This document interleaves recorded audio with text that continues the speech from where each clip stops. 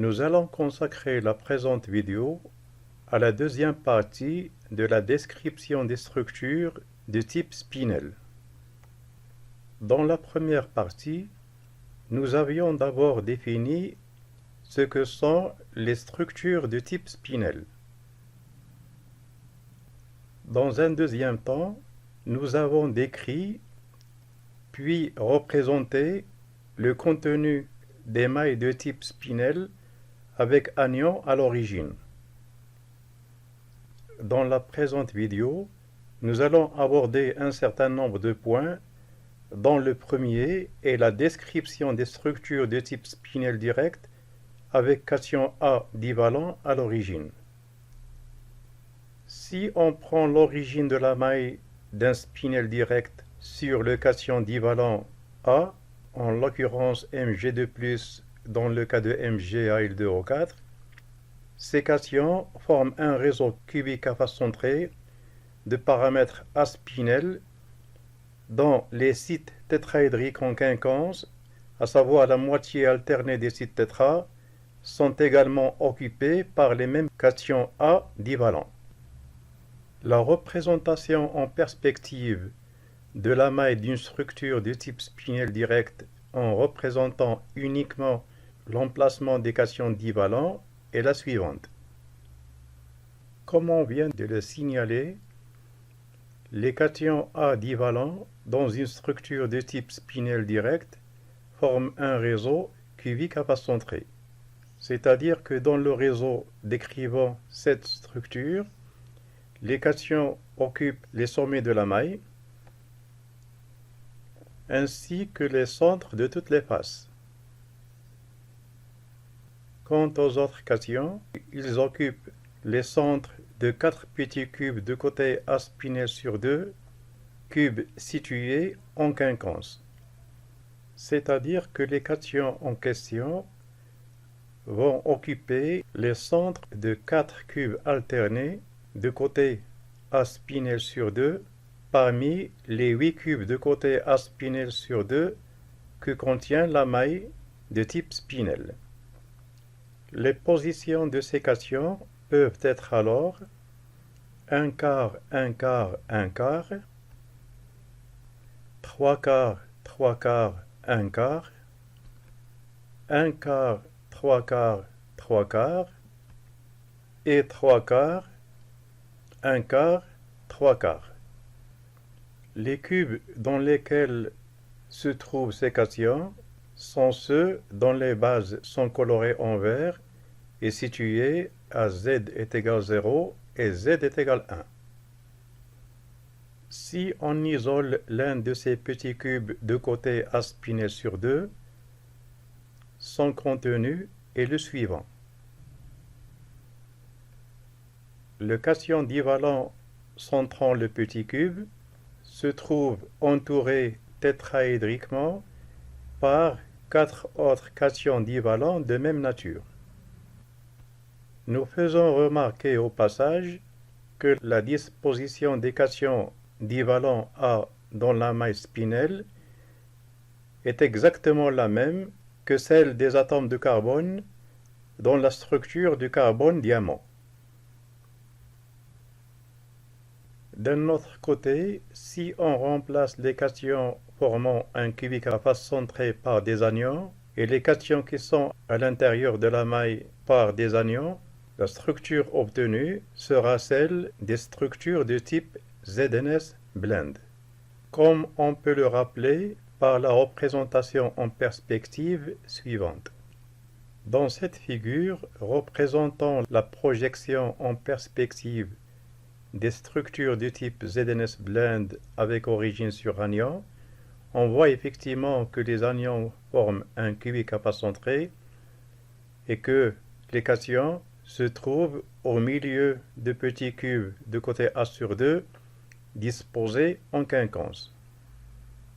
Les remarques qu'on vient de rappeler peuvent être formulées de la façon suivante.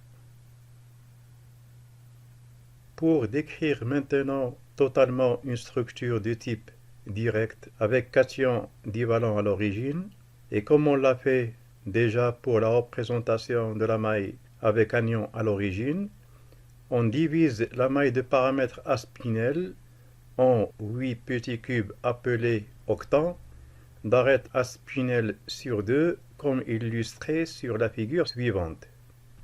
4 des 8 octants sont ceux qu'on a vus dans la figure précédente et dont leurs centres sont occupés par les cations divalents et leurs faces se trouvant à z est égal 0 et z est égal 1 sont colorées en vert. Les 4 autres octants, c'est-à-dire les cubes de côté à spinel sur 2, sont également disposés en quinconce. Ces derniers octants, c'est ce qu'on va appeler les octants de type 1, et les précédents sont les octants de type 2. Dans l'octant 1, les cations divalents occupent les sommets 1, 3, 6 et 8. Dans l'octant 1, les cations occupent les sommets 1, 3, 6 et 8. Si on considère maintenant les demi-diagonales principales de l'octant de type 1, demi-diagonales situées entre le centre du cube et les sommets 1, 3, 6 et 8, les anions au de moins vont se placer au milieu de ces demi-diagonales, comme le montre cette représentation. Pour ce qui concerne maintenant les cations tétravalents B, ils vont occuper les milieux des 4 autres demi-diagonales joignant le centre de l'octant et les sommets 2, 4, 5 et 7.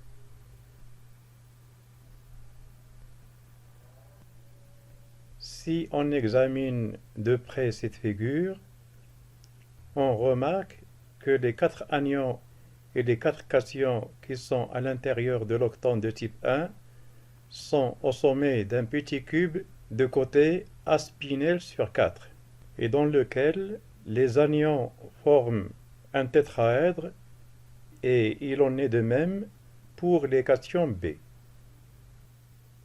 Pour ce qui concerne maintenant les octants de type 2, sur cette figure, les cations occupent les sommets 3, 9, 8 et 12 ainsi que le centre de l'octant. Dans l'octant de type 2, les cations occupent les sommets 3, 9, 8 et 12 ainsi que le centre de l'octant. Et pour ce qui concerne les anions, ils occupent les mêmes positions que dans l'octant de type 1. Le cation centrant l'octant de type 2 se trouve au centre d'un tétraèdre occupé par les anions se trouvant à l'intérieur de cet octant. La représentation à part du cation qui centre l'octant 1 est celle de la figure suivante.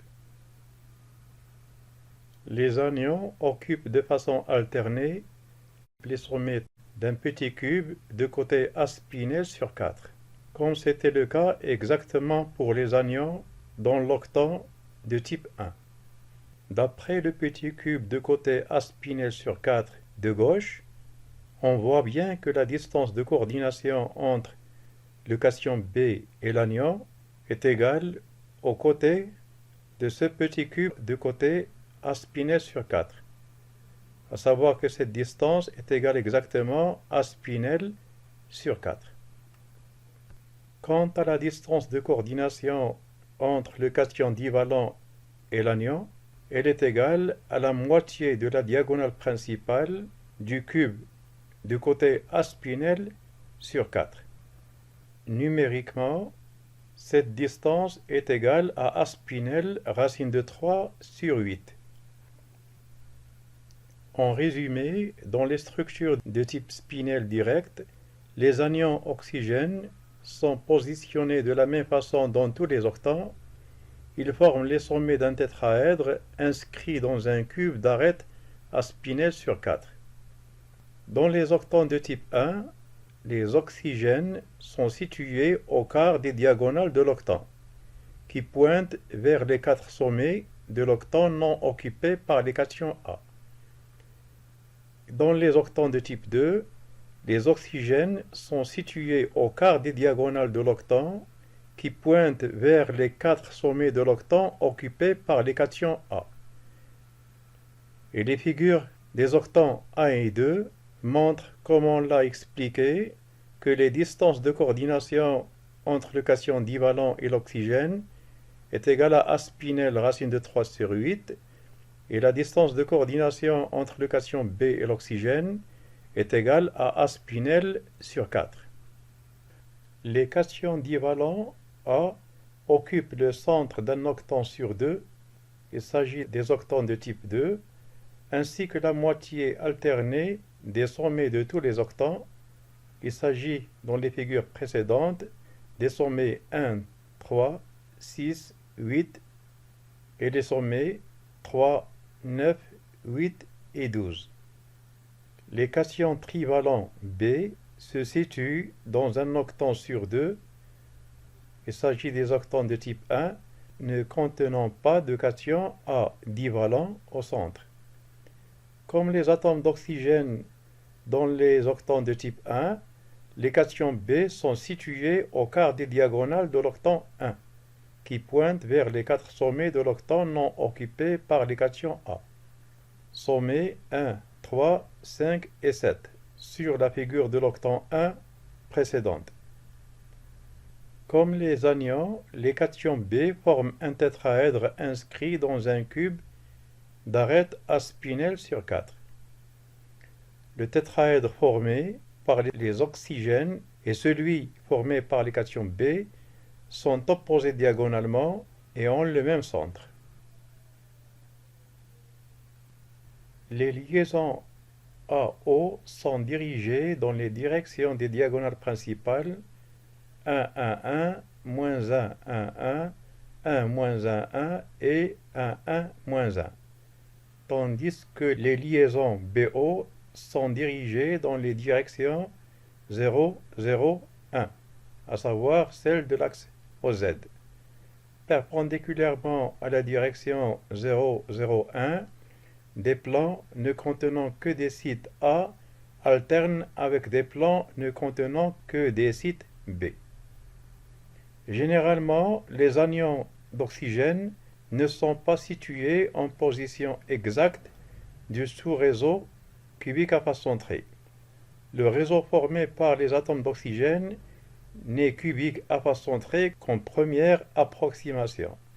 En effet, les cations A sont généralement plus gros que le site tétraédrique formé par les oxygènes. Il s'ensuit alors une répulsion entre les cations A et les oxygènes et il en résulte alors en général un déplacement des atomes d'oxygène le long des directions 1, 1, 1 des tétraèdres vers les cubes contenant des cations B. De point de vue cristallographique, la structure des spinels directs peut être décrite à partir du groupe d'espace cubique FD-3m, portant le numéro 227 sur les tables internationales de cristallographie, page 696. Ce groupe est décrit dans les tables internationales avec deux origines.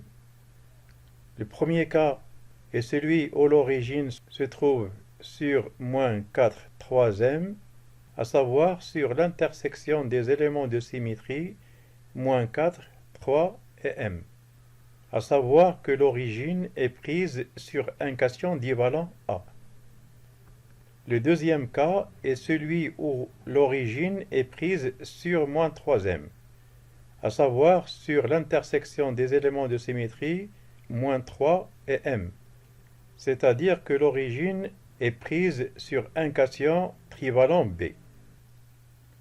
Le premier cas, à savoir origine sur -4 3m, est celui que nous avons considéré plus haut en considérant l'origine sur le cation divalent A.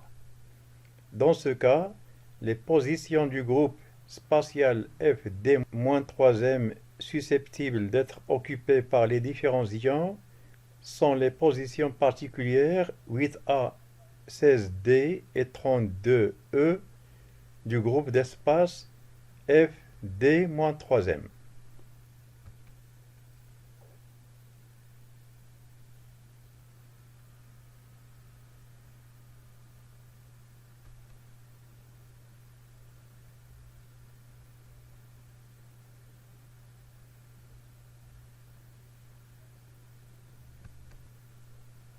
Dans les structures de type spinel direct, les anions sont en nombre de 32 et ils occupent alors la position particulière 32E.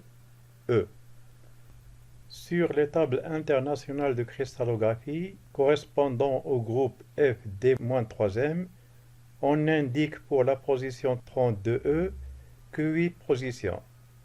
Les 24 positions manquantes peuvent être retrouvées en translatant chacune de ces 8 positions de 0, 1 demi, 1 demi, 1 demi, 0, 1 demi et 1 demi, 1 demi, 0 qui ne sont autres que les translations caractéristiques du mode F.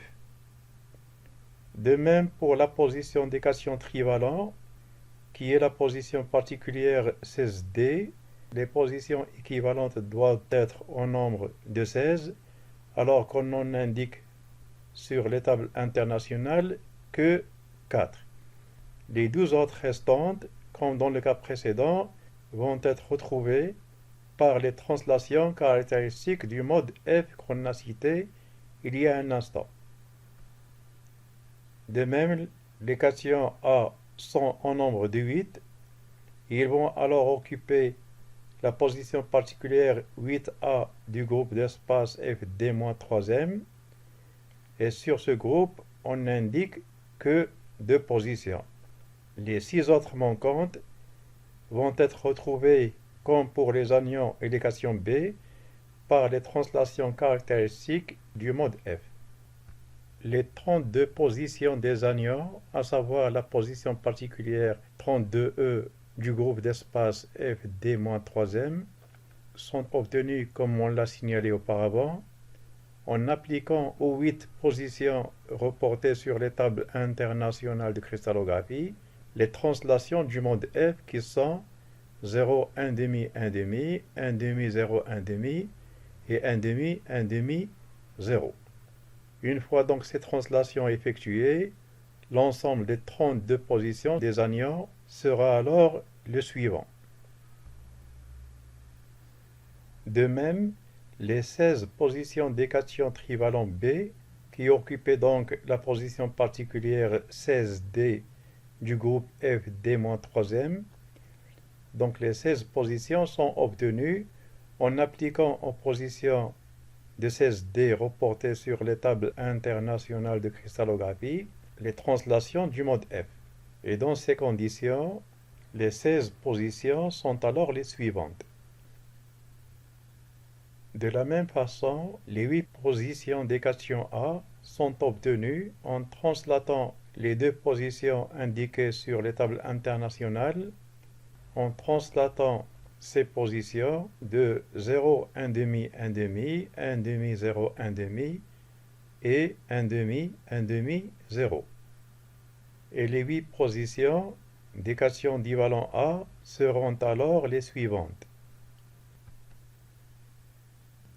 Nous signalons enfin que si le cation B est pris à l'origine, la structure des spinels directs peut être décrite à partir du groupe d'espace FD-3m, mais en considérant l'origine sur -3m, qui est l'intersection des éléments de symétrie -3 et m, et non pas sur -4 3m, comme dans le cas avec cation A à l'origine. Dans ce cas, les coordonnées des différents ions sont les suivants.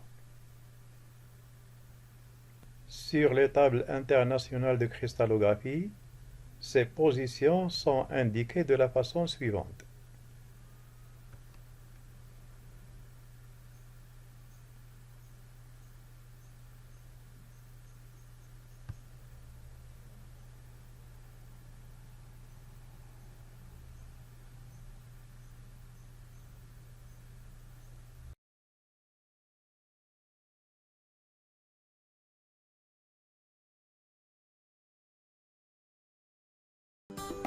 J'espère que la présente vidéo vous a bien servi et à la prochaine.